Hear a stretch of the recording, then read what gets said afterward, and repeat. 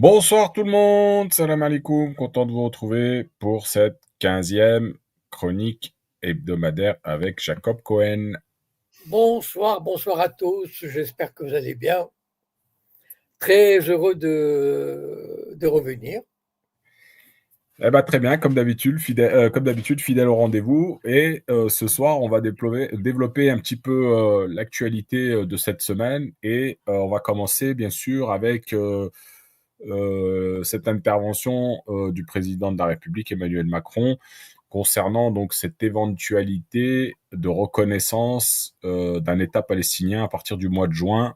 Voilà, Monsieur Cohen, je vous laisse un petit peu développer et on verra par la suite s'il y a des intervenants qui veulent intervenir, bien sûr, comme d'habitude. Je vous mets le lien sur TikTok et les autres plateformes. Pareil, vous faites votre demande et on pourra interagir avec Monsieur Cohen.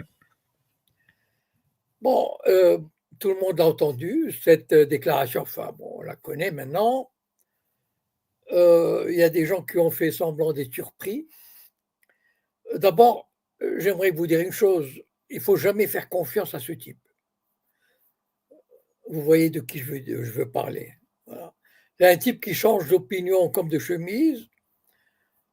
C'est quelqu'un qui a toujours, vous savez, sa politique du en même temps.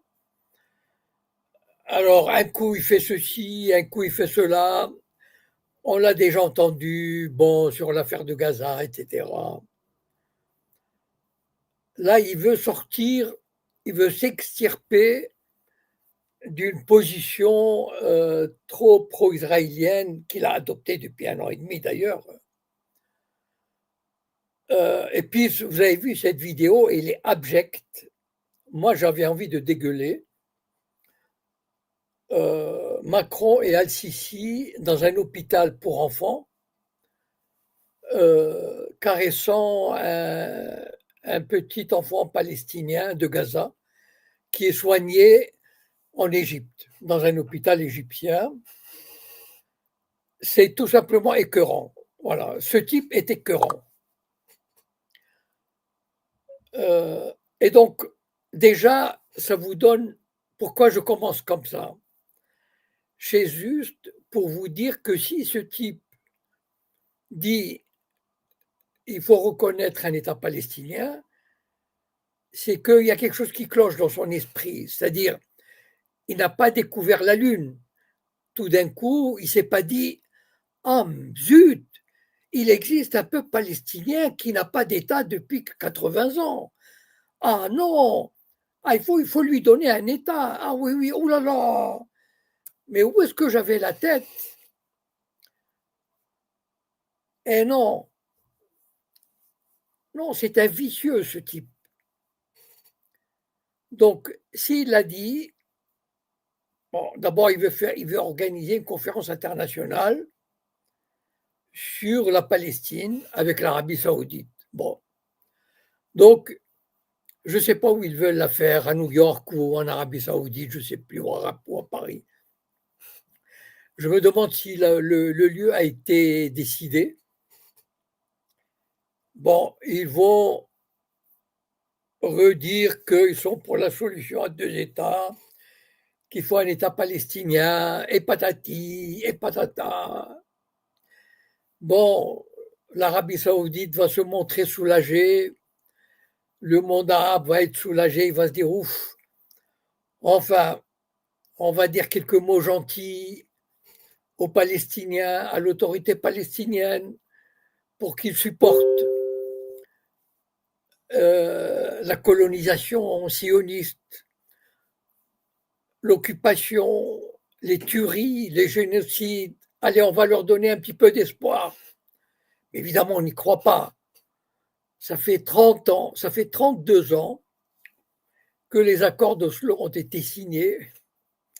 D'ailleurs, un jour, il faudra bien qu'on fasse une émission là-dessus, si l'actualité nous le permet. C'est une arnaque monumentale. Voilà. Pour moi, quelqu'un qui parle de 2 États, il est soit idiot, soit complice d'Israël. Il n'y a pas d'autre choix. Voilà. Dans les conditions actuelles, depuis 30 ans, il est impossible qu'il y ait un État palestinien. Bon, mais ce n'est pas le sujet. Admettons que la France, pourquoi c'est une comédie extraordinaire qui se joue entre Macron et ses complices arabes, notamment le dirigeant saoudien, dont je vous ai dit que je parie que cette année, à moins qu'il y ait une conflagration militaire, j'ai parié qu'il normalisera ses relations avec Israël sans obtenir un État palestinien. Donc, Macron, il lance une bombe. C'est ce qu'on appelle une bombe. Mais en fait, pour moi, c'est une bombinette. Voilà. Genre, attention, retenez-moi où je vais reconnaître l'État palestinien et déjà, le lobby judéo-sioniste en France s'affole. Certains hommes politiques de droite disent non, non, non, c'est pas possible, etc. Les Israéliens font semblant de s'affoler. Vous savez, pour vous donner une idée, je ne sais pas si vous savez combien de pays ont reconnu l'État palestinien. Je ne sais pas si c'est interrogation écrite. Il y a les 3/4 des pays du monde, les 3/4, d'accord, ont reconnu l'État palestinien, ont reconnu un État palestinien. Les 3/4 de la planète. Aujourd'hui, il n'y a que quelques pays de occidentaux qui ne reconnaissent pas, et encore, il y en a quelques-uns qui reconnaissent un État palestinien. Mais admettons qu'ils reconnaissent l'État palestinien. Admettons. Ça va apporter quoi? Concrètement, ça va apporter quoi à l'autorité palestinienne? Rien du tout, zéro. Zéro. Il y a 150 pays qui reconnaissent un État palestinien, mais cette reconnaissance, par exemple, aucun de ces pays n'a le droit d'établir une ambassade à Ramallah. Voilà. C'est-à-dire que l'autorité palestinienne a des ambassades dans plus de 120 pays, mais aucun de ces pays n'ose affronter la puissance sioniste et dire je vais ouvrir une ambassade à Ramallah. Parce que quand on reconnaît un État, on ouvre une ambassade. C'est la moindre des choses, non? Bon, eh bien, il n'y a pas d'ambassadeur, un seul ambassadeur de ces 150 pays qui est installé à Ramallah. Pourquoi? Parce que c'est Israël qui tient les clés vous savez, il tenait les clés de Gaza, il tient les clés de Gaza, mais il tient les clés de la Cisjordanie. Parce que pour aller à Ramallah, il faut avoir l'autorisation du patron sioniste. Si les gens ne savent pas, si Macron croit pouvoir envoyer un ambassadeur à Ramallah, il vaut mieux le lui dire maintenant. Il faut avoir l'autorisation du boss. Et le boss, vous savez ce qui est arrivé à la Norvège? Au début, après le 7 octobre, la Norvège a reconnu l'État palestinien. Or, la Norvège avait, dans son ambassade, installée à Tel Aviv, elle avait désigné 3 de ses employés d'ambassade qui s'occupaient, qui avaient des liens avec l'autorité palestinienne. Donc, qui voyageaient à Ramallah voilà. Pour les punir de cette reconnaissance, les Israéliens ont interdit aux diplomates norvégiens de se rendre à Ramallah. Et la Norvège s'est inclinée. Le grand boss, c'est Israël. Voilà. Et donc, tant qu'on ne dit pas, on reconnaît l'État palestinien et on oblige, on reconnaît l'autorité palestinienne comme gouvernement légitime à Ramallah, qui a la souveraineté, et on va ouvrir une ambassade et on va arriver par n'importe quel moyen à Ramallah. Tant qu'on ne fera pas ça, c'est une comédie qu'on joue aux Palestiniens et au monde arabe. C'est une comédie d'une tristesse infinie. Ça fait 80 ans qu'on balade les Palestiniens et le monde arabe, et la comédie se poursuit, mais la comédie se poursuit avec la complicité des Arabes. C'est ça, là. Je veux dire, si ce n'était pas tragique, on aurait donné le prix de l'humour noir à la communauté internationale. C'est extraordinaire. Bon. Donc, c'est une comédie qui va se jouer en juin et dont, bon, genre, Macron veut apparaître comme le héros qui se libère des liens imposés par le lobby judéo-sioniste et qui va reconnaître l'État palestinien. Oh là là là là là là, Netanyahou va avoir des cauchemars. Donc, voilà, c'est malheureux. Ce qui est malheureux aussi, c'est de voir à quel point la comédie continue dans la presse, dans la classe politique, au sein des pays arabes, parce qu'évidemment, ils vont se réunir en juin, ils vont faire un grand out, etc. Et l'autorité palestinienne, qui est corrompue jusqu'à l'os, on va lui donner quelques dizaines de millions de dollars et on va leur dire, bon, fermez votre gueule et faites semblant, et ils vont faire semblant, et la comédie va se poursuivre jusqu'au moment, vous savez ce qui se passe en Cisjordanie actuellement, ils sont en train de prendre, les Israéliens sont très malins, sont très cyniques, ils ne chassent pas 2 millions de Palestiniens ou 2,5 millions, je ne sais pas combien en Cisjordanie, mais ils leur mènent la vie dure. Voilà. Ils prennent village par village, maison par maison, totale de la communauté internationale. Le silence ou la complicité silencieuse ou la terreur ou la honte qu'ont ces pays de ne pas pouvoir réagir. Voilà. Il n'y a aucun pays qui réagit à ça.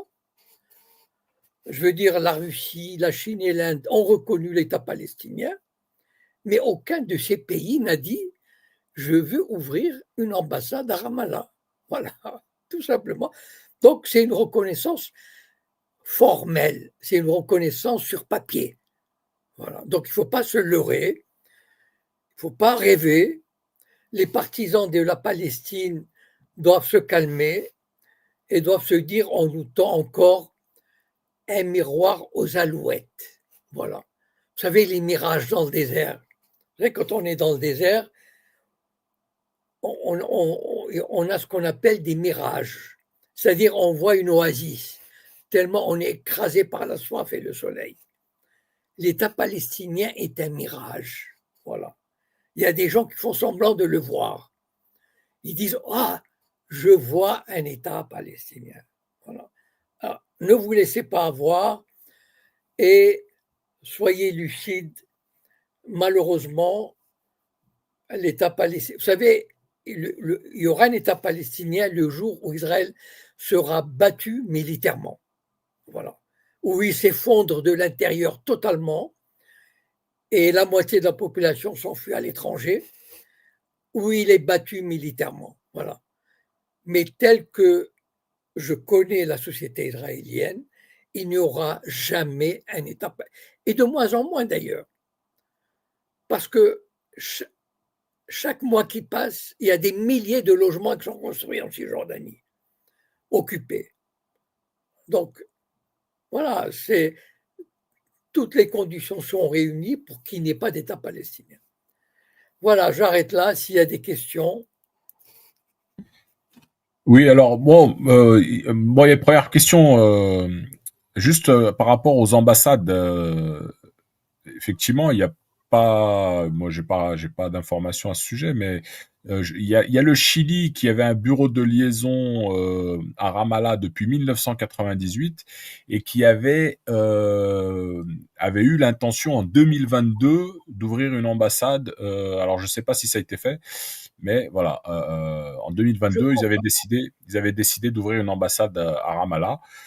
Euh, bon voilà. Je ne crois pas que, à moins que si quelqu'un peut m'apporter l'information contraire, moi je vais bien. Hein. Je vous ai donné l'exemple de la Norvège qui avait, comment dire, qui avait 2 ou 3 employés qui avaient reçu l'autorisation d'Israël d'aller à Ramallah en tant que diplomate détaché, et que, ben, comme la Norvège a reconnu l'État palestinien après le octobre, eh ben, ils ont interdit à la Norvège, ils leur ont dit vos diplomates n'auront pas à Ramallah. Voilà, point final. Voilà. Alors Et j'avais à entendu aussi, excusez-moi, oui, j'avais entendu aussi qu'il y avait, ça circulait aussi de la part de beaucoup de sur les réseaux sociaux, hein, des informations qui émanaient de je ne sais pas quelle source, mais en tout cas qu'il y aurait peut-être une ambassade marocaine en Palestine. Vous pouvez le confirmer ou pas? non. Alors, s'il y a une ambassade, c'est-à-dire, c'est c'est- c'est par la volonté d'Israël. C'est Israël qui donnera le feu vert. C'est une fleur qu'on ferait au Maroc, une exception pour dire, et le Maroc va dire, regardez, nous avons obtenu l'ouverture d'une ambassade, etc. Mais ça, c'est toujours ce que je dis, c'est que c'est Israël qui tient les clés. S'il permet l'ouverture d'une ambassade, c'est qu'il veut faire une fleur au Maroc et que le Maroc va dire, comme ça, va proclamer Urbi et Orbi, vous voyez, je défends les Palestiniens, je défends la Palestine, nous avons ouvert une ambassade, on va leur donner de l'argent, on va leur donner notre aide, etc. Mais c'est par la volonté d'Israël. Voilà. Très bien. Puisque, Alors oui, allez-y. non, non, c'est l'autre question, c'est par rapport à Macron là, comme vous avez évoqué. C'est quoi qui a fait qu'il ait changé de cap récemment là? Non, il cherche le moyen de se distinguer, d'occuper une place dans l'arène internationale. Et donc, il a demandé à ses conseillers, bon, qu'est-ce que je peux faire? Voilà. Alors, il y a des conseillers qui lui disent, ben, il va y avoir, parce que cette conférence internationale sur la Palestine, sur la solution à 2 États, et elle était prévue depuis un mois à peu près. Je ne sais pas si vous êtes au courant, on en parle depuis Oui, un mois. oui. D'accord? Donc, alors, bon, alors des conseillers ont dû lui dire, eh ben, dites que vous allez reconnaître un État palestinien. La France, c'est un jeu. Voilà, c'est-à-dire, Macron, qu'est-ce que je peux faire pour, comment dire, susciter l'intérêt autour de ma personne, autour de ma politique? Qu'est-ce, quels sont, qu'est-ce que je peux utiliser pour qu'on parle de moi? Voilà. Et d'ailleurs, voilà, tout le monde en parle. Enfin, tout le monde fait semblant d'en parler, on en fait une. Mais en fait, c'est juste, voilà, ça a eu son effet d'ailleurs, la preuve, mais rien de concret n'en sortira.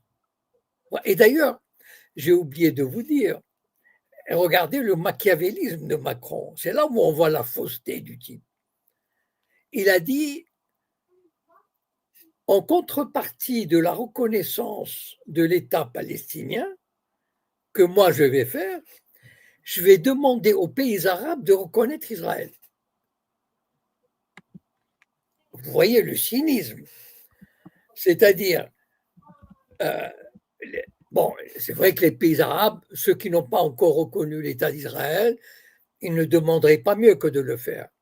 Mais au moins qu'on sauve les apparences, qu'il y ait un État palestinien, enfin, qu'on s'achemine vers une solution pacifique, mais demander aux pays arabes de reconnaître Israël tel quel, c'est vraiment c'est un mépris pour le droit international, c'est un mépris pour les Palestiniens, mais on dira, comme l'Arabie saoudite, personnellement, j'ai parié et je continue à parier que l'Arabie saoudite normalisera ses relations avec Israël cette année, à moins d'une guerre, voilà, d'une guerre générale, mais en obtenant des promesses, voilà, des promesses sur un futur État palestinien, etc., mais pas d'État palestinien. Donc, je vous pose la question à vous, Monsieur Cohen. Selon vous, il n'y aura Oui. jamais d'État palestinien? Il n'y aura jamais un État palestinien. Je vous dis que, enfin, je connais la société israélienne, 95% des politiques israéliens, juifs israéliens, 95%, d'accord? Gauche, droite, centre, ce que vous voulez. Il y a un tout petit parti qui fait 4 ou 5% des voix, qui sont des juifs. Hein. Moi, je ne parle pas des partis arabes. Mais on a eu la gauche au pouvoir. C'est la gauche qui a signé les accords d'Oslo. Après, il y a eu Ehud Olmert. Après, il y a eu Ehud Barak. Vous savez, Ehud Barak, celui qui a lancé ses flèches contre Netanyahou. Mais c'est bidon. Tous les sionistes sont d'accord sur le refus d'un État palestinien. Et plus le temps passe, et plus cette solution devient impraticable. Aujourd'hui, il y a presque 1 million de colons, 1 million de colons en Cisjordanie. Comment voulez-vous qu'il y ait un État palestinien?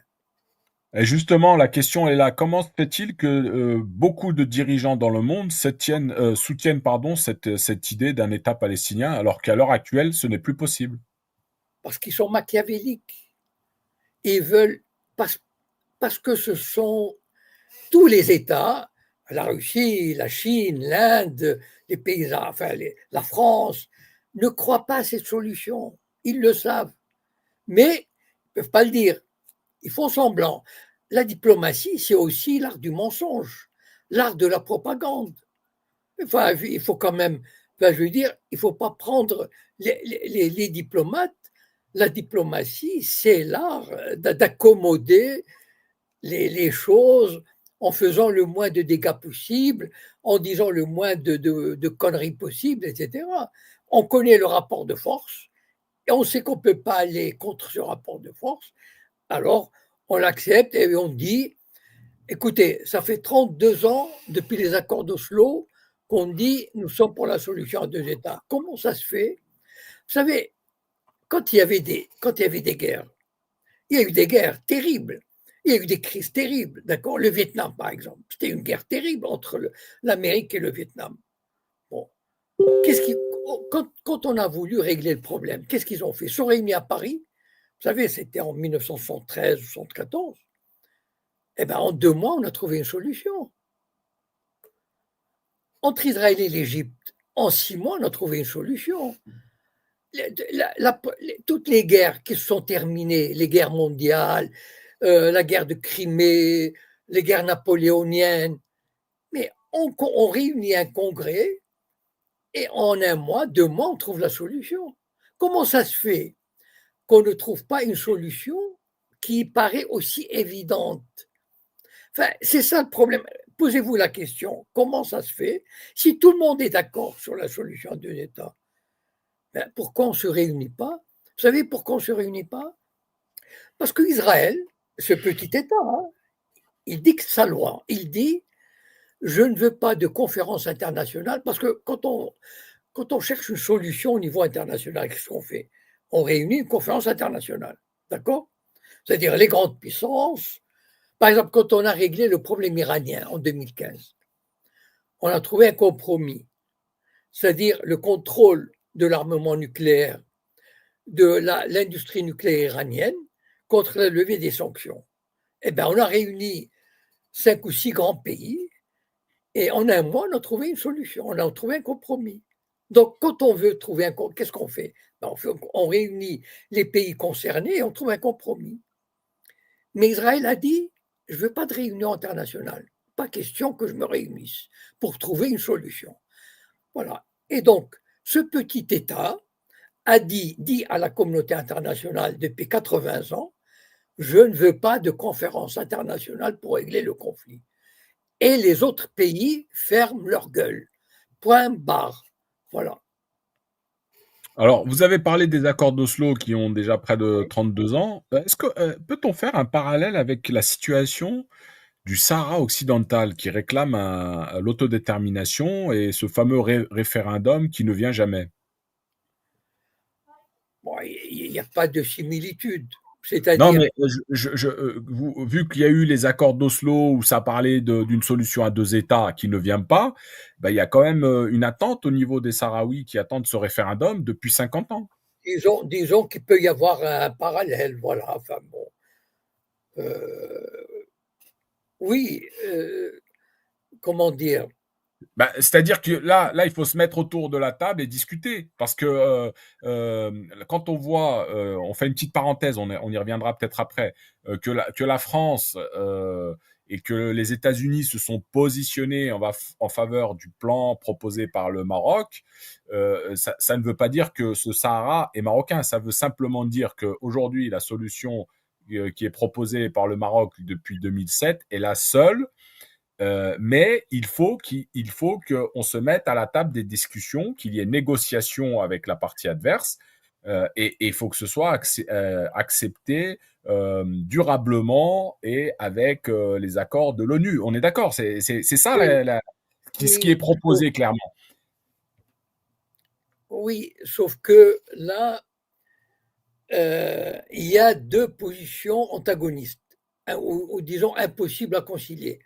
Ça veut dire qu'il y a deux positions irréconciliables. Voilà. Et donc, le Maroc ne veut pas entendre parler d'une nationale qui définirait une solution qui ne va pas dans son sens. Comme vous l'avez dit pour l'entité. C'est exactement. Et donc, voilà. Et donc, et comme le Maroc a des soutiens, ça aussi c'est important. Si le Maroc n'avait pas eu de soutien, ben à ce moment-là, on aurait imposé une. Si l'Irak n'avait pas eu de soutien, par exemple, en 91, si l'Irak avait eu des soutiens importants, eh ben, l'Occident n'aurait pas pu lui faire la guerre en 91. Mais comme à ce moment-là, la Russie était en pleine pagaille, la Chine n'était pas. Voilà. Donc, en fait, les États-Unis régnaient en maître. Et donc, personne ne pouvait s'opposer à leur volonté. Et c'est pour ça que, par exemple, mais aujourd'hui, si la situation devait se renouveler aujourd'hui, l'Irak serait défendu par la Russie, la Chine, etc. Et donc, on ne pourrait pas lui imposer une solution. Donc, en fait, tout est question de rapport de force. C'est-à-dire même, par exemple, rappelez-vous la Serbie, qui a été bombardée par l'Amérique, par l'OTAN. Mais à l'époque, la Russie était dans un état de faiblesse tel qu'elle ne pouvait pas intervenir. Aujourd'hui, une telle situation ne pourrait pas se renouveler.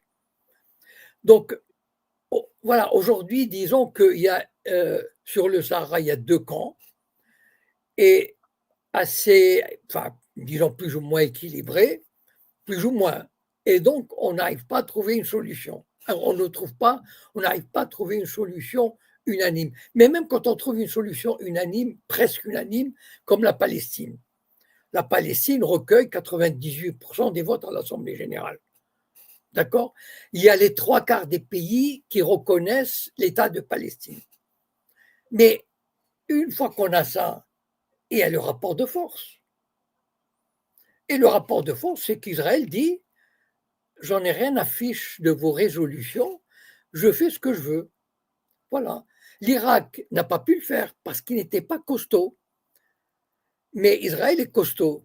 Et donc Israël dit, votre droit international, vos résolutions, j'en ai rien à fiche.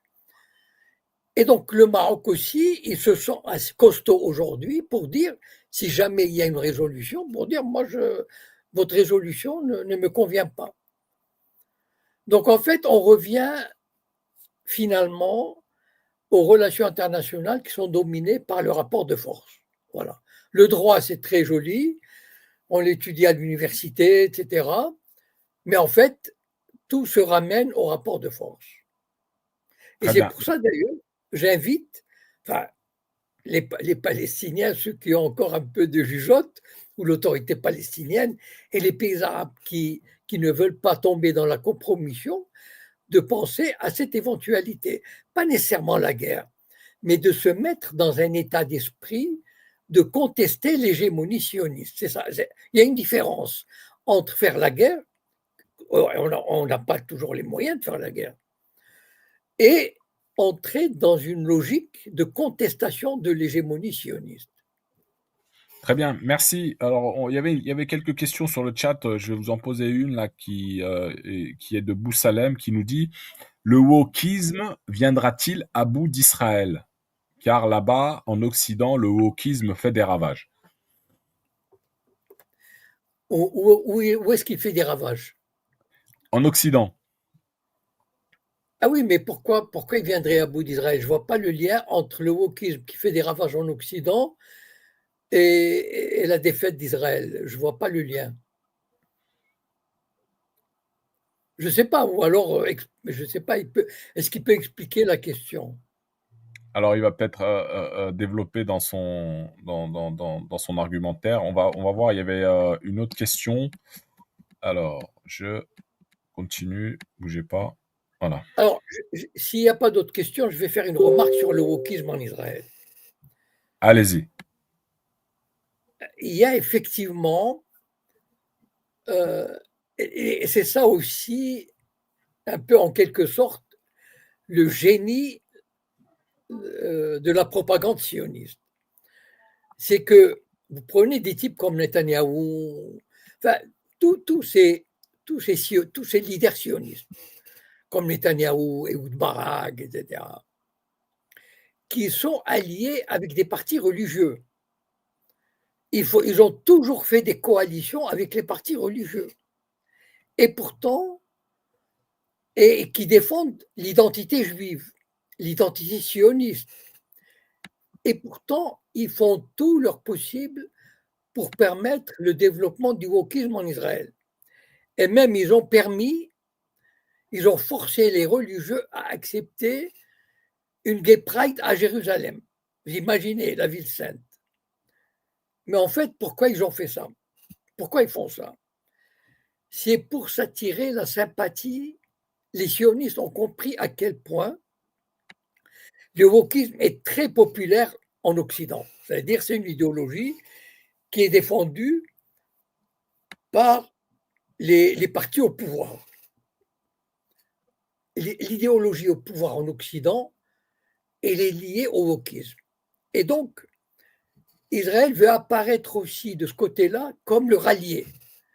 C'est-à-dire, mais en fait, le wokisme en Israël, il est quasiment, comment dire, il est cantonné à la ville de Tel Aviv. Et encore, certains quartiers de Tel Aviv. Voilà. Ce que je vous rappelle, par exemple, que dans la banlieue de Tel Aviv, il y a une ville qui fait, je crois, 150 000 habitants ou 200 000 habitants. Une vraie ville, enfin, juste à la banlieue de Tel Aviv, qui est ultra religieuse, qui s'appelle Bnei Brak. Et si vous n'êtes pas religieux, je ne vous conseille pas d'habiter là-bas. Même louer un appartement ou acheter un appartement, etc. Et donc, les religieux, on leur a expliqué en Israël. Vous savez, il y avait une histoire d'un dirigeant d'une yeshiva, ça veut dire une école religieuse, très réputée en Israël. Et ce dirigeant savait que l'homosexualité, dans la Bible, dans l'Ancien Testament, elle est condamnée à mort. Elle est punie de peine de mort, l'homosexualité. Donc c'est très grave. c'est un péché, enfin, colossal, être puni de peine de mort. Mais les rabbins, tous les religieux en Israël, ils sont tétanisés à l'idée de critiquer le wokisme en Israël. Et ce rabbin, il y a à peu près un an ou deux, il avait fait une déclaration disant que, enfin, sur l'homosexualité, etc., eh bien, le gouvernement lui a fait comprendre, comme ça, écoutez, si vous ne la fermez pas, si vous ne comprenez pas l'intérêt suprême d'Israël de faire du wokisme, votre école religieuse, elle n'aura plus de subvention. Et le rabbin fermait sa gueule. C'est-à-dire qu'en fait, les sionistes ont compris l'intérêt de développer le wokisme. C'est par exemple Tel Aviv, c'est probablement une des plus grandes capitales gays du monde. Mais ça aussi, c'est fait exprès pour attirer. Le sionisme veut faire sa propagande, il veut manger à tous les râteliers. Le wokisme, il est populaire en Occident, allons-y, on va développer le wokisme à Tel Aviv, etc. Mais le reste d'Israël se développe normalement. Enfin, je sais pas, moi j'ai de la famille qui habite dans des petites villes. Voilà, bon, c'est pour eux ce monde-là de Tel Aviv, c'est presque, enfin, c'est presque de la fiction, de la science-fiction. Voilà, mais Israël en tire, enfin, l'État, si vous voulez, l'État profond sioniste, il va tirer profit de ce développement du wokisme. Voilà. Alors, je ne sais pas la question de l'auditeur, quel était le sens, mais le fait qu'il est. Et donc, en fait, le wokisme, il n'affaiblit pas Israël. Il le renforce au contraire. Parce qu'en fait, Israël reçoit les appuis. Par exemple, il reçoit les appuis. Regardez à quel point c'est contradictoire. Les plus grands supporters d'Israël sont les évangélistes américains. Je ne sais pas si vous savez ça. Les évangélistes américains sont des millions, des dizaines de millions, sont les plus grands supporters d'Israël. Mais vraiment, ils soutiennent la colonisation, ils soutiennent tout. Mais les évangélistes, ils sont contre le wokisme. Donc en fait, les Israéliens, ils profitent de l'appui des évangélistes. On est des colons, on colonise, etc. Et ils profitent de l'appui des wokistes. Parce que nous sommes, regardez, Tel Aviv, c'est la liberté des gays, etc. Et en fait, c'est une politique très intelligemment menée pour regarder, par exemple, l'extrême droite, en principe. Regardez la réception de Bardella, etc.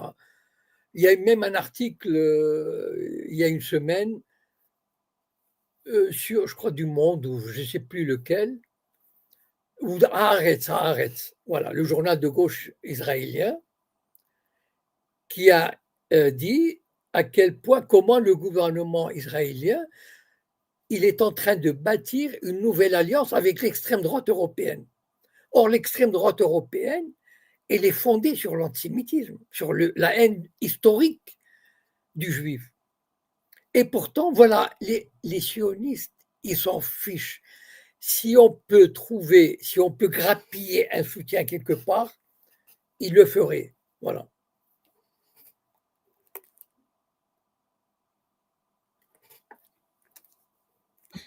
Voilà, il a complété peut-être sa question avec ça. Je sais pas si voilà. Oui, oui, je vois, je vois. Non, je crois, pour le moment, jusqu'à présent, et c'est ça le. Bon, en tout cas, moi, ce que je remarque, c'est que jusqu'à présent, ça ne crée pas de problème au sein de la société israélienne. Voilà. C'est pas du tout un ferment de guerre civile. Voilà. C'est parce qu'en fait, le wokisme, il est bien, comment dire, euh, ils sont cantonnés dans certains quartiers de Tel Aviv. Et finalement, le régime a réussi à, à faire coexister. Vous savez, en Israël, Israël est un pays où il y a à peu près, mettons, 6 ou 7 communautés différentes qui sont antagonistes, qui ne se mélangent pas, mais qui vivent ensemble en parallèle. Voilà, ils s'arrangent pour vivre ensemble. Et jusqu'à présent, bon, peut-être qu'un jour, à terme, mais ce n'est pas les wokistes. À terme, à mon avis, ce seraient les religieux contre le reste de la population. Mais je pense que c'est quand même un peu. Enfin, il y a les germes. Il y a les germes, peut-être pas d'une guerre civile, mais les germes de conflits communautaires existent. Voilà. Et c'est pour ça d'ailleurs qu'Israël mène des guerres à l'extérieur, parce qu'ils ont besoin d'un ennemi. S'il n'y avait pas un ennemi, et on le sait d'ailleurs, les Israéliens le disent, pourquoi Israël ne signe pas la paix? Parce que s'il signe la paix, le sionisme s'effondre en quelques années. D'abord, les communautés vont se déchirer entre elles. Deuxièmement, les Juifs et les Arabes vont se mélanger dans les écoles, les boîtes de nuit, etc. Ça serait la fin du sionisme. C'est pour ça d'ailleurs que l'État profond, l'idéologie sioniste, qu'elle soit de gauche ou de droite, ça n'a pas d'importance, elle veut un État en guerre qui renforce l'unité du pays. Voilà. Alors, on va passer à autre chose, pas autre chose, mais on va rester sur un petit peu le sionisme. Il y a une question là de Ahmed Bouayed qui nous dit, Monsieur Cohen, il y a eu un débat sur Monsieur André Azoulay. Certains disent qu'il n'est pas sioniste et qu'il n'est pas Sayan, pardon. Qu'est-ce que vous en pensez? Alors, moi, je dis depuis, je sais pas, depuis 20 ans, je dis que c'est un Sayan. Voilà. C'est quelqu'un qui avait une très belle carrière à Paris, à New York, bancaire, dans la banque, et il est revenu au Maroc, parce qu'il est né au Maroc. Mais en fait, c'est quelqu'un qui est parti très jeune en France. Et vous savez, il y a beaucoup de Juifs qui ne connaissent absolument rien du Maroc. Et par exemple, ce type, il ne parlait même pas l'arabe, alors que moi, ma langue maternelle, c'est l'arabe. Donc, c'est quelqu'un qui était francisé dès en France et qui n'avait aucune attache avec le Maroc. Et on a probablement, enfin, c'est ce que j'imagine, le Mossad a imaginé avec le roi Hassan II. Hassan II avait beaucoup de sympathie pour Israël, pour le Mossad, etc. Et donc, le Mossad et Hassan II ont dû s'entendre pour qu'il y ait une espèce d'agent de liaison entre Hassan II et Israël ou le Mossad. Et donc, on a dû penser à un conseiller spécial et on a pensé à André Azoulay. Bon, je ne sais pas comment ça s'est arrangé, comment on a trouvé un accord, etc. Mais toujours est-il qu'il est entré au Maroc pour faire conseiller. Mais conseiller, c'est un titre. Voilà. Mais en fait, c'est une espèce d'agent de liaison. Sa fonction, quel est un Sayan? Pourquoi on le recrute? Pourquoi le Mossad recrute un Sayan? Vous savez qu'il y a à peu près entre 40 000 et 50 000 Sayanim. Un Sayan, il peut être recruté parce qu'il travaille par exemple dans un média, il travaille dans une banque, il travaille dans une université, il peut rendre des services, il peut être un agent d'influence, etc. Bon. Eh bien, lui, il a eu comme objectif, et d'ailleurs, moi qui suivais plus ou moins de loin ses activités, il a réussi à, comment dire, à normaliser, avant une normalisation officielle des liens entre le Maroc et Israël, il avait réussi à normaliser les relations sociales, culturelles, religieuses. Par exemple, il faisait venir des orchestres andalous, évidemment, c'est de la musique andalouse, mais jouée par des Israéliens, ou bien des rencontres avec des rabbins, des rencontres avec des hommes politiques de gauche, etc., israéliens. Donc, en fait, il a créé toute une. Sans compter probablement tout un aspect que moi je ne connais pas, mais tout l'aspect du business. Parce que lui, c'était un banquier international. Donc, il avait ses entrées dans le milieu d'affaires parisien et new-yorkais. Et donc, tout l'aspect business, dont je ne peux pas parler parce que je ne m'y connais pas du tout. Et donc, lui, il est le coordinateur de tout cela. Il a préparé la normalisation, etc. Donc, pour moi, en tout cas, évidemment, personne, il y a entre 40 000 et 50 000 Sayanim, mais je ne connais personne, à ma connaissance, qui a dit un jour je suis un Sayan. Donc, il ne faut pas s'attendre à ce que Azoulay dise je suis un Sayan. Donc, mais pour moi, c'est l'exemple type du Sayan, le parfait Sayan. Voilà. Très bien, merci. Je pense que ça répond très très bien à la question. On va faire une petite transition. Vous avez suivi bien sûr les derniers événements concernant la crise entre l'Algérie et la France et à la suite du coup de téléphone d'Emmanuel Macron le jour de l'Aïd, ils ont organisé donc une visite du ministre des Affaires étrangères. Est-ce que vous avez suivi et si vous pouvez commenter un petit peu comment le ministre des Affaires étrangères a été accueilli à Alger, sachant que le lendemain, il y a eu la visite du ministre des Affaires étrangères iranien qui a été reçu par la même occasion par le ministre des Affaires étrangères algérien.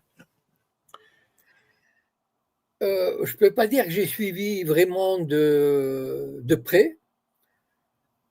Vraiment, enfin bon, soit que j'ai pas eu le temps, soit ça m'a pas paru particulièrement important. Enfin, c'est pas important, mais disons que bien sûr c'est important, mais comment dire, je c'est vous savez, dans certaines affaires, c'est très difficile de savoir euh, la- ce qu'il y a derrière le rideau. Voilà. C'est-à-dire, il y a bon, il y a des négociations officieuses, discrètes, secrètes. Donc, je ne sais pas vraiment ce qui s'est dit. Il paraît qu'il a été reçu avec le minimum d'égards, c'est-à-dire, bon, on n'a pas déroulé le tapis rouge pour lui. Bon, ça peut avoir un sens comme ça peut ne pas avoir, ça peut avoir une suite ou pas. Mais l'important, enfin, d'ailleurs, on en a parlé, je crois, il y a une semaine ou deux. Moi, j'avais dit que les deux parties ne pouvaient pas laisser cette histoire se dégrader trop. Voilà. Je pense qu'il y a 2 semaines, on avait dit ça ici. Et donc, c'était avant la visite, à un moment où la crise semblait atteindre son apogée. Et on avait dit que voilà, ça ne pouvait pas, à un moment donné, les intérêts des deux parties sont trop importants pour laisser l'affaire aller encore plus loin.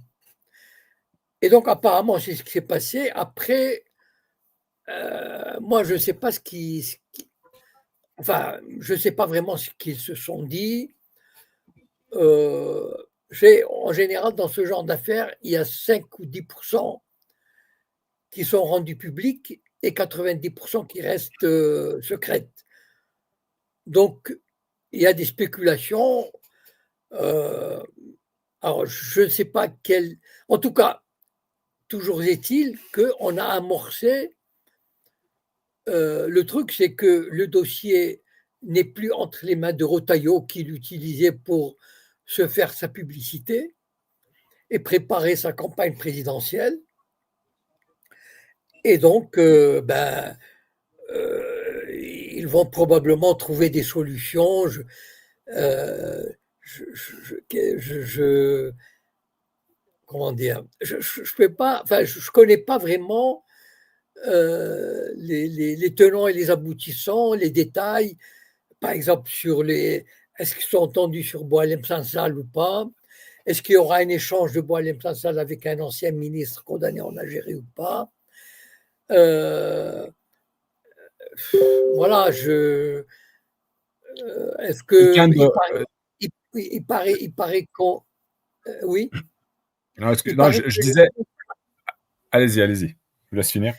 il paraît, je sais pas, mais euh, il paraît qu'un responsable français aurait dit, mais je suis pas sûr parce que la source, il paraît qu'un responsable aurait dit que la solution du Sahara obéirait au droit international ou quelque chose comme ça. Ça veut dire en référence à l'ONU.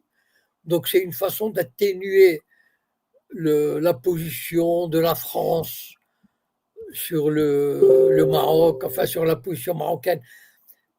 Enfin, pour moi, ça me paraît tout ça, c'est pas que c'est pas que c'est flou. En fait, les deux parties ont repris langue, et pour moi, c'est le plus important. Mais en fait, moi, en tout cas, je suis dans l'incapacité de dire ce qui s'est, enfin, ce qui s'est passé, ce qui s'est dit, sur qu'est-ce qu'on s'est mis d'accord sur quoi, etc. Voilà. Alors là, je suis complètement d'accord avec vous. On peut pas savoir qu'est-ce qui s'est dit, mais on peut quand même interpréter un petit peu la façon dont a été reçu Jean-Noël Barrot. Et d'ailleurs, ça a bien été commenté par certains médias. Il y a même l'ancien ambassadeur de France, Xavier Driancourt, qui l'a commenté. Mais en même temps, j'ai envie de vous dire, et après je vais donner la parole parce qu'il y a quelqu'un qui veut peut-être vous poser une question, Monsieur Cohen, sur Twitter. En même temps, il fallait pas s'attendre à autre chose quand on voit le vacarme qu'il y a eu médiatique et comment a été qualifié le gouvernement algérien, toutes les insultes et tout ça. Donc, en même temps, bon, voilà, comme vous venez de le dire, on n'est pas dans les petits papiers, on ne sait pas ce qui s'est dit, mais il y a quand même eu une certaine froideur de l'accueil. Voilà. Et je vous ai parlé, bien sûr, de la visite du ministre des Affaires étrangères iranien qui a été reçu le lendemain par le ministre algérien et qui était différent. Voilà. Was, bonsoir, salam alaikum. Salam alaikum, bonsoir. Bonsoir, M. Cohen. Vous m'entendez bien? Oui, on vous entend. Oui, oui. Moi, j'aurais une petite question à M. Cohen. Donc, ça concerne la décision prise par un président Macron sur une possibilité de reconnaître l'État palestinien au mois de juin. Donc, si la question elle a été posée au début et que j'ai raté ça, oui, tu me dis, je réécoute sur YouTube. Alors Sinon, moi, je voudrais savoir. Justement, on a commencé l'émission par ça. Donc, éventuellement, si tu as une autre question, peut-être sur un autre sujet d'actualité, puis revoir l'entretien. Ouais. D'accord, non, moi c'était juste par rapport à l'angle américain justement, parce que là je me dis peut-être que c'est une façon aussi de faire chier entre guillemets les Américains en mode voilà, vous avez lâché l'Ukraine, vous nous prenez un peu en tenaille, etc. Donc c'est juste du blablabla pour faire ça. Donc c'était une question par rapport à ça. Et la deuxième, ça concerne l'Iran en fait directement, parce qu'apparemment il y a des négociations secrètes ou pas trop, on va dire, entre les Américains et les Iraniens. Donc là en ce moment en fait Gaza elle est complètement lâchée par tout le monde. Et les Iraniens ont un peu aussi lâché cette histoire. Et donc, il n'y a pas de tissu favorable pour les Gazaouis, si ce n'est malheureusement une déportation. Donc, c'est ça la question par rapport à la position de l'Iran et aussi par rapport à ce qui va se passer avec Gaza, qui ne présage rien de bon. Merci beaucoup, Wari. Merci beaucoup, Monsieur Cohen. Merci. Je vous en prie. Alors, voilà. Alors, pour Gaza, je vais vous dire, j'ai fait une émission sur une chaîne algérienne il y a à peu près une dizaine de jours, je crois que ça s'appelle Al 24 News. Oui, non, mais l'émission, mais enfin, en tout cas. L'échiquier international. L'échiquier international. Et j'ai dit ces choses-là, que malheureusement, en tout cas, c'est ma conviction, que les Gazaouis n'ont aucune chance de survie, rien à attendre de la communauté internationale, aucun espoir. Et j'ai même prédit qu'une bonne partie de la population sera déportée cette année de Gaza. Voilà. Et je ne vois vraiment personne pour les défendre. Malheureusement, c'est l'issue fatale. Voilà. Par contre, pour l'Iran, je pense qu'il y a une semaine, j'avais dit ici que moi j'ai l'intuition qu'il n'y aura pas de guerre, de conflit armé. Et Et d'ailleurs, enfin, en tout cas, il semble que les États-Unis ont dit qu'ils voulaient, enfin, qu'ils ont même lancé des négociations avec l'Iran. Donc, on a gueulé très fort pour dire aux Iraniens, bon, voilà, attention, on montre les muscles, donc on va négocier, mais vous allez plier. Et à mon avis, ils vont négocier. Parce que je ne crois pas que les États-Unis se lanceraient dans une guerre contre l'Iran. Et bon, Israël, de toutes les façons, tout seul n'irait pas. Voilà. L'intérêt d'Israël, c'est de faire intervenir les Américains. Et les Américains, bon, je ne crois pas qu'ils ouvriraient un front parce que l'Iran, c'est un gros morceau, un très, très gros morceau. Voilà. Et donc, on ne va pas se contenter de quelques missiles comme avec le Yémen. Là, donc, ça sera une vraie guerre. Alors, et donc, le danger, bon, c'est que les Iraniens ont de quoi répondre. Non seulement, vous savez, les Américains sont très vulnérables. Sont très vulnérables où? Sont très vulnérables parce qu'ils ont des bases dans le Golfe Persique. Ils ont des bases au Bahreïn, ils ont des bases au Qatar, je crois. Il y a des installations pétrolières dans le Golfe, en Arabie Saoudite, etc. Donc, si on touche aux intérêts fondamentaux des Iraniens, les intérêts américains directs, c'est-à-dire les bases militaires qui ne sont pas protégées tellement, enfin, en tout cas, les Iraniens ont les moyens de frapper durement. Et économiquement parlant, les Iraniens ont la possibilité de chambouler le marché du pétrole, de créer une crise mondiale terrible. Et donc les Américains, bon, ils sont pas, bon, c'est vrai que au Koweït, pardon, pas au Koweït, en Ukraine, ils ont fait une erreur monumentale d'appréciation. Voilà. Ils ont cru que, enfin, ils se sont comment on dit déjà, auto-intoxiqués. Parce qu'en fait, euh, ils voulaient croire que la Russie allait s'effondrer. Voilà. Et donc, c'est pour ça qu'ils sont engagés et avec le résultat qu'on sait. Mais les Iraniens, aujourd'hui, je pense qu'ils doivent savoir à quoi ils peuvent s'attendre et donc ils ne feraient pas la guerre. Et je l'ai dit même la semaine dernière, je l'ai dit à quelques reprises, et donc ils vont entrer en négociation. Alors maintenant, la question c'est évidemment quel est le prix à payer pour les Iraniens pour ne pas être attaqués, pour revenir dans les relations économiques internationales, etc., la levée des sanctions et tout. Mais en fait, le problème, c'est terrible, les relations internationales.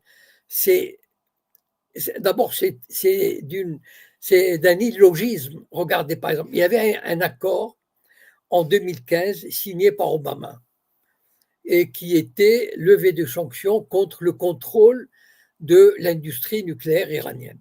Et ça marchait très bien. Pendant 3 ans, cet accord donnait toute satisfaction. L'AIEA, c'est-à-dire l'Agence internationale de l'énergie atomique, est allée en Iran, surveiller le nucléaire. Tous les rapports disaient que l'Iran se conformait à ses obligations, etc. Donc, alors qu'aujourd'hui, et qui a dénoncé cet accord, c'est Trump en 2018. Parce que l'Israélien Israël ne veut pas d'un pays puissant dans la région Moyen-Orient.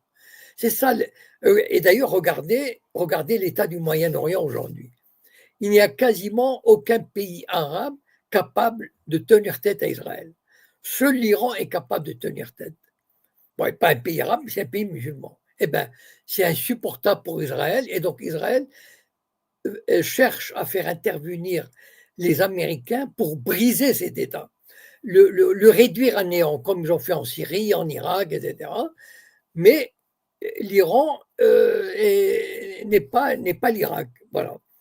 Donc, et en plus, aujourd'hui, l'Iran bénéficie du soutien peut-être pas une intervention militaire directe de la Russie, de la Chine, mais probablement livraison d'armes, etc., soutien logistique et tout, d'autant plus que l'Iran a beaucoup aidé la Russie.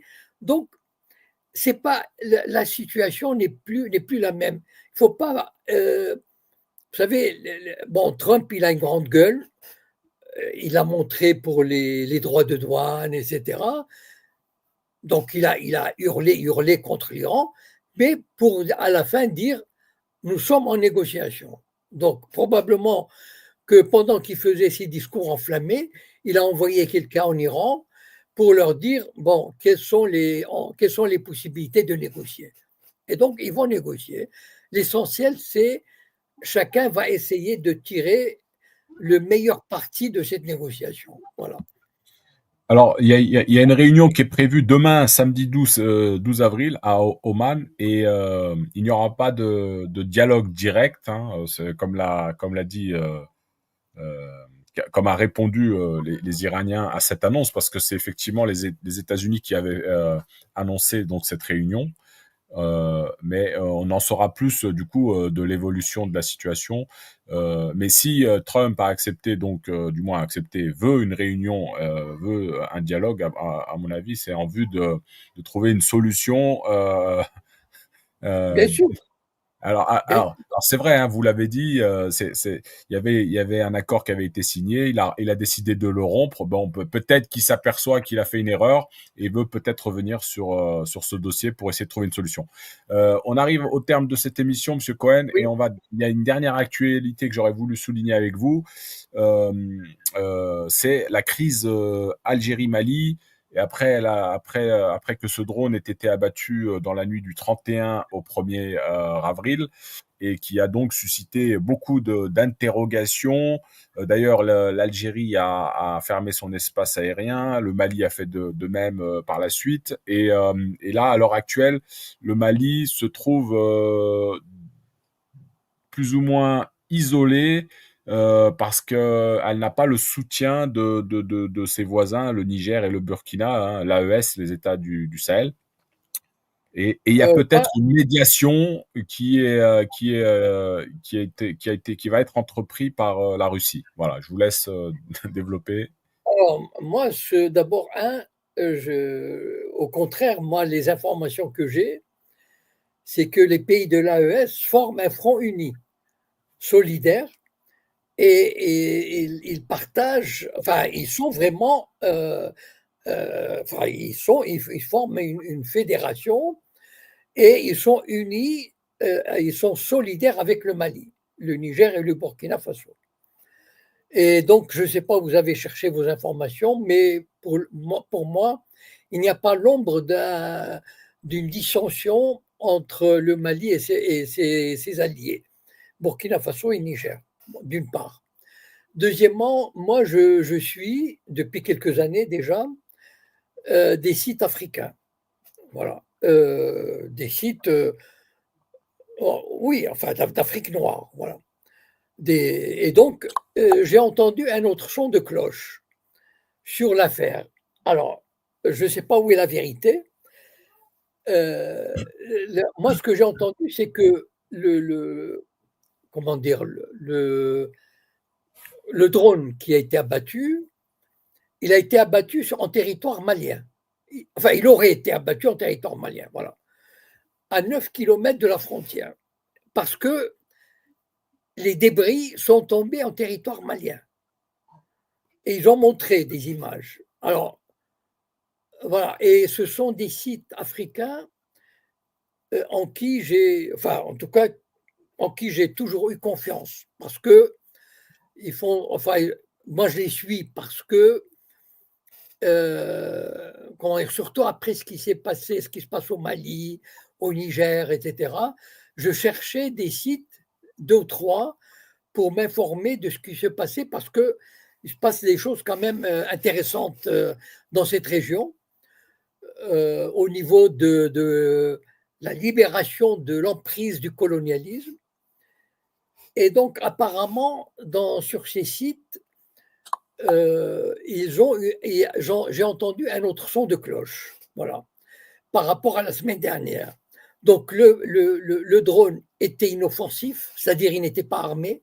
Enfin, je veux dire, c'est pas un drone d'armement, c'est un drone de renseignement. Bon,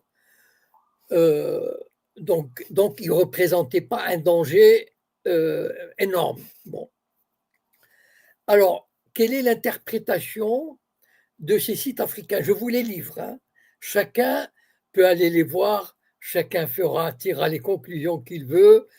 Voilà, voilà, j'aime bien m'informer des deux côtés pour savoir. Voilà. Donc, il semble que les pays comme le Mali se plaignent que l'Algérie, disons, dans une certaine mesure, ne verrait pas d'un mauvais œil le développement d'un mouvement touareg d'indépendance qui irait taper un peu sur le Mali pour l'empêcher d'avoir une unité territoriale. Voilà. Et que d'ailleurs, d'après ces sites, encore une fois, je cite les sites, hein, voilà. D'après ces sites, ces groupes de rébellion, quand ils font leur coup au Mali, ils se réfugient en territoire algérien sans coup férir. Voilà. Donc, à mon avis, de ce que je retire de tout ça, c'est que les torts sont partagés. Il y a des deux côtés, il y a des reproches qu'on peut faire aux uns et aux autres, et que malheureusement, peut-être certaines influences extérieures ou certaines rivalités ou certaines envies de possession ou d'extension territoriale ou certaines réserves historiques. Donc, voilà, moi je partagerai l'appel de Rachid Nekaz, qui est quand même quelqu'un, bon, qui est algérien bien sûr, qui défend son pays et qui parle avec beaucoup de lucidité et beaucoup d'honnêteté, et qui dit qu'il faut vraiment revenir à un état d'esprit de respect de voisinage, de bon voisinage, parce que l'Algérie joue gros dans cette histoire, d'ailleurs, d'après Rachid Nekaz. Rachid Nekaz, il dit que le grand projet de transport de gaz du Nigeria via le Niger jusqu'à l'Algérie, ce projet-là, il est mis en danger avec cette affaire. C'est là où je ne partage pas votre point de vue, Wari, c'est que le Niger a pris fait et cause pour le Mali. Et donc, il a annoncé je ne sais pas s'il a annoncé, mais en tout cas, il y a le projet qui a été signé il y a seulement 2 mois, il est en danger. Le danger et qui en profiterait, c'est le Maroc. C'est-à-dire que le gaz serait transporté par la mer, même s'il fait 1500 km de plus, et déboucherait sur le Maroc. Donc, il y a intérêt à ces pays-là, voilà, de faire une espèce de mea culpa, de se dire, bon, qu'est-ce qu'on a, de baisser le ton et de se dire, bon, nous avons des intérêts communs, et il faut trouver des solutions, voilà. C'est-à-dire, on ne peut pas se permettre. Et justement, M. Cohen, quel est l'intérêt de l'Algérie qui justement est en pourparlers pour faire avancer ce projet Niger, Nigeria, Niger, Algérie? Oui. Quel est l'intérêt de déstabiliser, de vouloir entrer dans des affaires qui ne la concernent pas, alors qu'il y a un projet très important qui pourrait aboutir à ce que le Nigeria en profite, le Niger et l'Algérie. Donc, il y a 2 choses. Attendez, je vous donne juste 2-3 éléments. Peut-être que comme vous avez eu des éléments de sites africains, il y a aussi, il faut pas oublier parce que d'après les dernières informations, donc le Mali voudrait amener ça à l'ONU, demande une enquête. Et, euh, et l'Algérie est prête à y répondre en fournissant tous les éléments concernant la violation de l'espace aérien de ce drone, qui plus est un drone de dernière génération euh, qui aurait été abattu, hein, donc après avoir franchi l'espace aérien et 2 kilomètres. Bon, je sais pas comment ça se passe, hein, mais en tout cas, ce drone aurait atterri dans les deux côtés des frontières, et du Mali et de l'Algérie, parce qu'il y a des débris qui ont été aussi récupérés côté algérien. Donc moi, cette hypothèse de dire que l'Algérie voudrait s'ingérer dans des affaires, voilà, j'en sais rien, j'ai pas toutes les informations, mais en tout cas, je ne pense pas qu'elle a intérêt à que ça s'aggrave dans cette région. Au contraire, elle voudrait apaiser la situation et garder ce lien avec le Niger pour que Oui, elle voudrait. et sécuriser la zone pour que justement ce gazoduc n'ait pas de problématique à gérer dans le futur. Elle voudrait sécuriser la zone avec le Niger, certes, mais il faut, comment dire, il faut avoir des relations saines avec le Mali. Voilà. Et moi, d'après ce que j'ai pu lire ici ou là, entendre ici ou là, c'est que le Mali a beaucoup de choses, certaines choses à reprocher à l'Algérie. Voilà. Donc, il faut qu'il règle ça. Voilà. Oui, oui, c'est pour ça que je vous ai parlé d'une éventuelle médiation qui va être mise en place, peut-être avec la Russie. Bon, encore une fois, Mais il c'est... ne faut pas. L'Algérie, aujourd'hui, il y a une nouvelle donne dans l'AES. Et je pense que l'Algérie, peut-être, l'Algérie n'a pas, à mon avis, peut-être tiré les conclusions de cette alliance. C'est une vraie alliance entre les trois pays, c'est-à-dire Niger, Mali, Burkina Faso. Ce qui arrive au Mali, le Niger et le Burkina Faso ont pris fait et cause totalement. C'est-à-dire pour eux, c'est quasiment aujourd'hui, ils forment presque une entité soudée sur le plan de la défense, sur le plan de l'énergie, etc., etc. Et ça, Concernant la fermeture de l'espace aérien, il me semble que le Niger et le Burkina n'ont pas suivi. peut-être, d'accord, peut-être, oui, d'accord, L'Algérie a fermé son espace, le Mali a répondu hein, derrière, mais le Niger et le Mali, il me semble qu'ils n'ont pas suivi. d'accord. Mais en tout Donc, cas, ils y vont peut-être avec des pincettes parce qu'effectivement, il y a des choses, c'est un dossier très compliqué aussi. Le Niger a des intérêts à garder sa relation avec l'Algérie par rapport à ce fameux gazoduc. Effectivement, de toute manière, il y a quelque chose. Il faut se mettre autour de la table et après, nous, on n'est pas dans les petits papiers. Encore une fois, on n'a pas tous les éléments. Mais ce qui est sûr, il c'est que faut, l'Algérie est en mesure de fournir tous les éléments concernant la violation de son espace aérien. Et c'est pas la première fois que c'est arrivé. eh ben, qu'elle le fasse, voilà. Après tout, s'il y a une enquête internationale, ils vont, voilà. Moi, pourquoi j'ai entendu sur des sites africains que les débris sont tombés à 9 km en territoire malien à 9 km. Voilà, je ne sais pas. Voilà. Bon. Donc, s'il y a une enquête, eh ben, qu'elle soit menée. Et puis, euh, Mais au-delà vous trouvez pas que justement il y a une volonté de déstabiliser au niveau des frontières algériennes quand même, hein?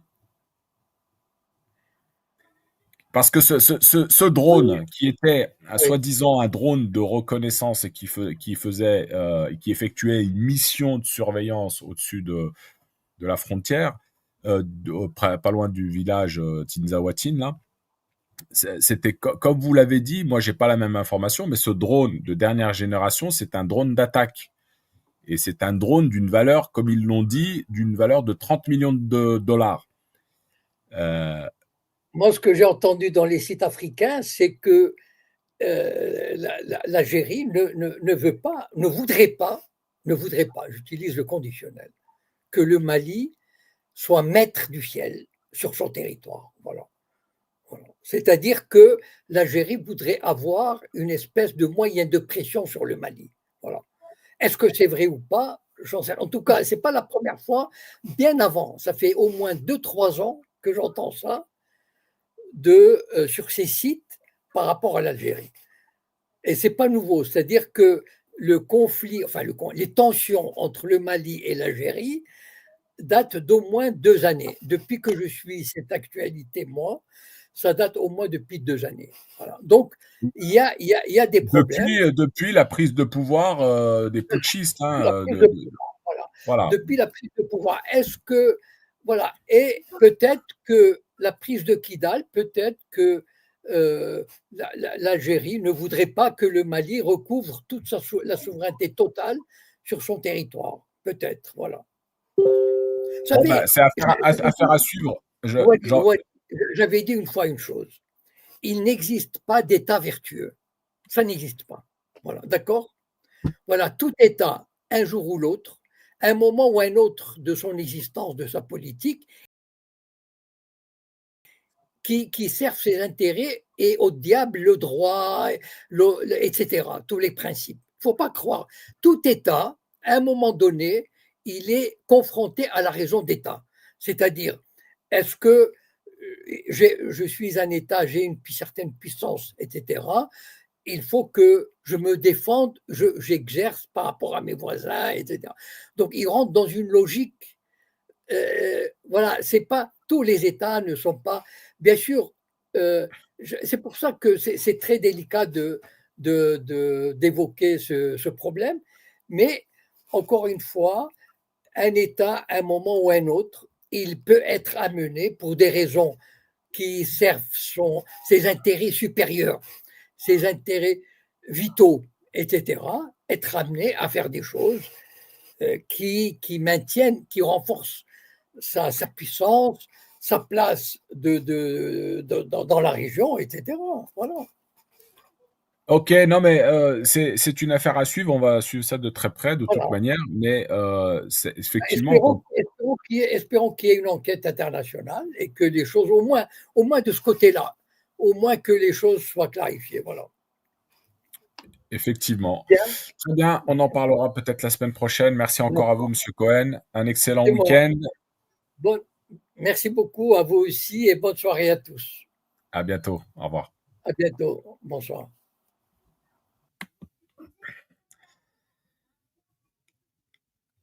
Hop, voilà les amis. Merci à tous d'avoir participé.